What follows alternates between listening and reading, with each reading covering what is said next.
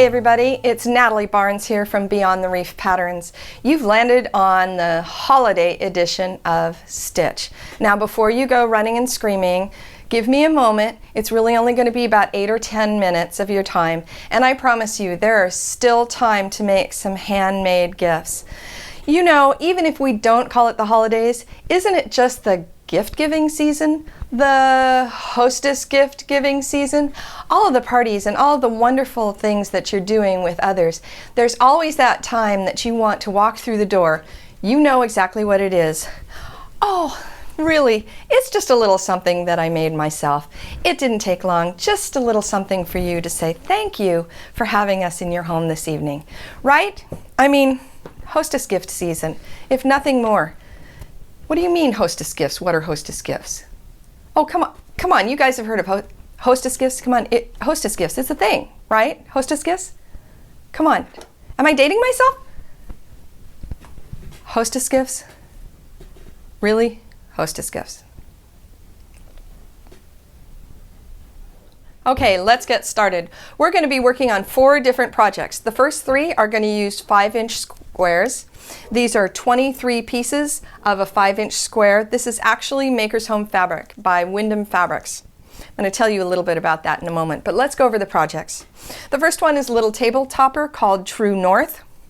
The second one is using a 5-inch tumbler template.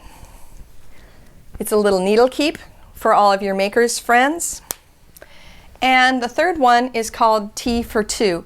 It's just a little table topper with some matching coasters.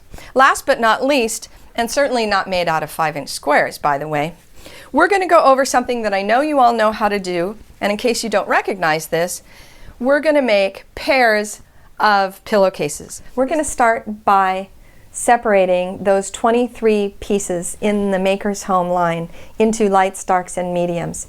We're going to select 4 of the darks right here for the north, south, east, west points that we're going to use. We're going to need a center block for that, and in this case I've chosen one of the black and white medium prints. We're also going to use the tatami prints, the warm and the cool, for those segments. When it comes to making the 9 patches, we're going to use the rest of all of the colored prints here. Some of them will be clear darks, and some of them will actually fall into the mediums in this line of fabrics. Once you've separated out your blacks and whites and grays, I think though that you'll see that these will make clear 9 patches. I've chosen this 6.5-inch ruler. It's great to have this little 1/2 inch when you're cutting in these dimensions. We're going to make sure that our squares are actually 5 inches, and in this case, Wyndham, thank you very much, they're just a little bit bigger than 5 inches with those pink shears. And these are going to get trimmed to 4.5 inches. So I'm going to do this really quickly, and you'll see that basically I'm going to use all of the 5 inches available to me, and these are going to get trimmed all 4 sides. I'm also going to trim these little tatami pieces into 4.5 inches. Whoops. And again, having this 4-inch plus the 1/2 inch on this ruler is really helpful. Then I'm going to trim these into 2.5 inches. Finally, I'm going to take the center block and I'm going to trim that to 4.5 inches.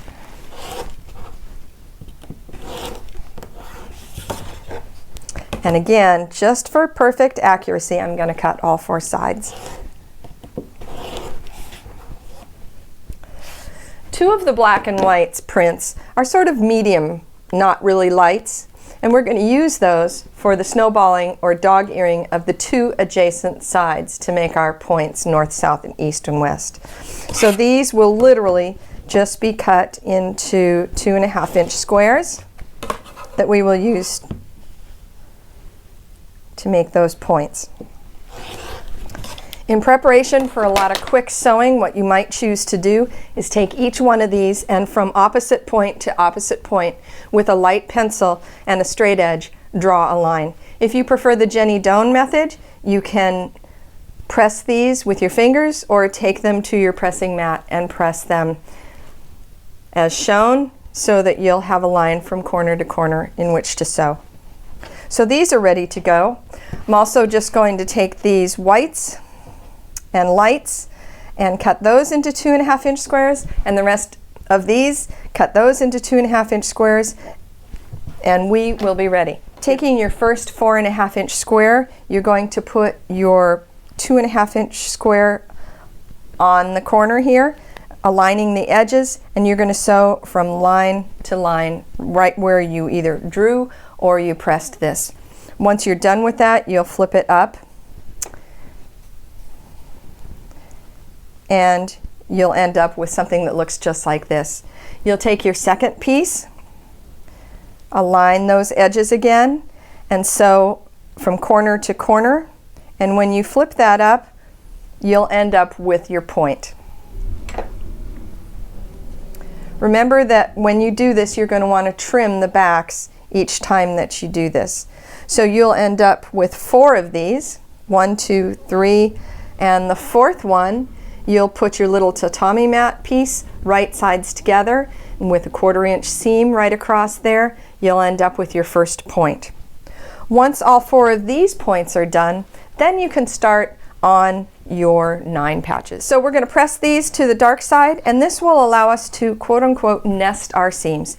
You might want to put a pin in here if you're unsure of that, but you should be able to feel it. What's happening is one of the seams is going this way, the other seam is going this way, and when you put them together, they're going to bump into each other and nestle into a nice little seam there. This is going to give you good accuracy when you are sewing. And like I said, if you're unsure of that and you can't really feel that difference, put a pin in there. But I think you'll see that nesting is really a good way to get your seams to give you perfect points. I'm just going to run through this really quickly. You can sort of just feel it if you don't pin it. My girlfriend Jill Marie Landis was telling me that she's an author and writer and one of the people that helped me start Beyond the Reef Patterns. She said, well, your video was great, but I didn't understand a thing that you were saying. And I realized, you know, we might be talking about nesting your seams to get perfect points, and people don't really know what in the world we're talking about.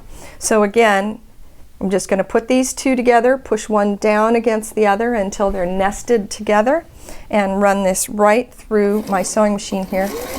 You have to bear with me. The Little Singer is a slow machine, but it is a steady machine. How many of you know that a lot of these machines ended up out in the garage because they were broken, quote unquote, when in reality, it was just a matter of getting them threaded correctly. You'll have to read about that sometime, but that's absolute truth. And there you are with a 9 patch. I'm going to finish up the rest of these so we have all of our pieces ready, and I'll show you how this block goes together. And this project will be done in a snap. I'll be right back. We're going to arrange these in the following manner. We're going to put a 9 patch here. We're going to put one of our true north arrows next to it, and we're going to sew a 9 patch here. We're going to do the same on the opposite sides, so we'll have 2 rows, and then we're going to do our north and south arrows with that center block, and this top will be done. Let's talk about the next project, which is that little needle keep. Let me clear the table here, just like that. And let's talk about this project.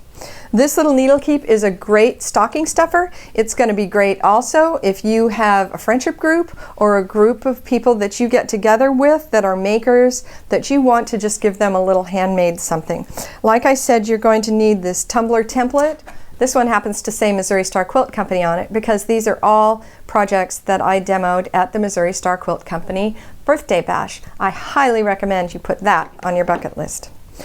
You're going to need 4 of these tumblers for each one of your needle cases. You're going to sew them together on the thin side, so you'll have an outside and an inside in this case. Put right sides together and sew all the way around this, leaving a little edge open so that you can turn this right sides out. You're going to want to, before you turn right sides out, make sure that you have a piece of batting that's smaller than your 1/4 inch seam all the way around inside, so that when you turn this right sides out, you're going to have some batting in there. Next thing that I did was I did a little echo quilting all the way around this shape. Last but not least, you're going to put a couple of small pieces of your leftover wool from any wool projects that you've got. You can do felt, but I think wool is a nice touch. Just stitch them along the top, add your snap top and bottom, and you're done with your little needle case. We're going to start by separating our 5-inch square packets into medium colors, all of the black and white and grays, and some dark colors. So let me do that here so you can get an idea of what I think is a dark and a light and a medium. These are pretty much our mediums here and our darks. This can be a dark, dark, dark. I think you'll get a sense of this once you take a look at all 23 pieces in the Makers Home line. We're going to cut our darks into 4, and I don't want you to cut them into 4 equal pieces. I want you to branch out and take a little bit of a moment and cut these a little bit wonky, if you will. Just cut them any way you like, but make sure that they are different sizes. I still used my rotary cutter and my straight edge, but I didn't want these to all be the same. When we put these blocks together, which are simple 4 patches, I think you'll see it adds more texture, it adds more interest in these blocks when they're different sizes. We're going to then choose one of our light pieces of fabric, put that in the center, and sew on and all the way around that block. What I mean by that is simply this. We're going to sew onto our block, and you'll notice I didn't measure. I just plopped it down in the center. Whoop, helps to have your glasses on. And I'm going to turn and go around. And I'm going to turn and go around. And at the very end, I'm going to sew right off. You're going to ask me, now won't you see those stitches? Absolutely, you'll see those stitches, but then once you get it quilted, you really won't see those stitches at all. At this point, you're going to very specifically cut these into 4 pieces because we're going to want to make accurate 4 patches. You're going to go to your 2.5 inch side on this ruler, and you're going to cut this in half and then cut it in half again. So you'll have 4 pieces like this. Now, let me back up and tell you that you certainly can chain piece all of these if you like. We are on a time crunch after all. I think I have a party to attend on Saturday, and they're big tea drinkers. This would be perfect. So I'm going to chain piece these. You can see how we get a lot of these together. Once you make those and once you cut a lot of them up, you're going to see that you're going to end up with a lot of these little 2.5 inch pieces here. Let me clean off my area. Somebody also told me that I'm a very messy sewer and that I need to keep my area more clean. So let me do that. So we're going to put these together in random color order, and I think you can see that when they go together, they're not going to be a square and a square. They're going to be sort of a little bit wonky. You're going to make 10 of these for the table topper, and then the remainder of them you're going to use your medium value for the background and more dark squares for the centers of your coasters. I think you can see that right here. These are the medium value colors that we talked about. Last but not least, we're going to tackle pillowcases. These are one of the easiest gifts that you can make for someone. We're going to do pillowcases by the pair. You're going to cut 2 pieces 27 inches long by the width of fabric and trim off the selvage. You're going to cut 2 pieces 10 inches by width of fabric and cut off the selvage so that they are the same size. Next comes the burrito. or the sushi roll, or just the plain old roll technique. We're going to lay out our cuff material right side up. Now my table isn't quite big enough, so we're just going to work on this end. Next thing you're going to want to do is take your material for the body, and you're going to put right sides together right along the edge of your cuff material. If you'd like, you can throw a few pins in there to hold it. About 2 inches down from where that edge is, you're going to fold up that body fabric and just start rolling it. Keep rolling it. You can see that we're getting close here. I think you are set. The next thing you're going to do is you're going to take your cuff material and you're going to put right sides to the wrong side here, and with your pins you're going to pin that whole thing together. How is that going to work, you say? Magic, I say. Once you have the whole thing pinned together, you can see you've got a little bit of roll inside of your cuff. Stitch right along that edge, and once you're done with that seam, this is what you will have, and the magic begins. Are you ready for this? This is so easy, so easy. Just start pulling, and lo and behold, you end up with, wait for it,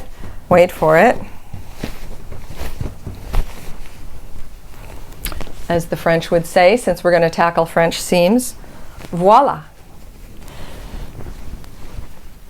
Finished seam on this side and finished seam on this side. Take this to your ironing board and press both of these seams open. That's one seam. Here comes the second seam. Once that is pressed, you're going to put wrong sides together. I don't know why the French seam gets such a bad rap, because it's so easy to do. You're going to sew around your pillowcase, wrong sides together. This I would sew with a 1/4 inch seam. It's going to end up looking like, where is it? This. All sewn together, but you can see that seam's right there. Seam number 2. For seam number 3, we're going to turn this inside out, right side in, inside out. We're going to make sure with a little poker that our corners are square. And with a maybe that 5/8 inch or at least a 1/2 inch seam, we're going to sew our third seam, 1, 2, 3, across here and down the side. And what you'll end up with is a seam that has encased that raw edge. So whenever these are washed, you will have no fraying, you will have no problems with any of the seams, because all of your raw edges are encased. And that is how you end up with this beautiful pillowcase that has no raw edges on the inside or the outside or on the inside. And that, my friends, is a French seam. I hope you've enjoyed this episode of Stitch. If you have, give us a thumbs up. Remember, you can find all of the information about where to purchase Windham Fabrics at the Windham Fabrics website. There's a link in the description box. There'll be a link to each and every one of these free patterns for you. My way of saying happy holidays from my home to yours. After all, it is Makers Home Fabrics.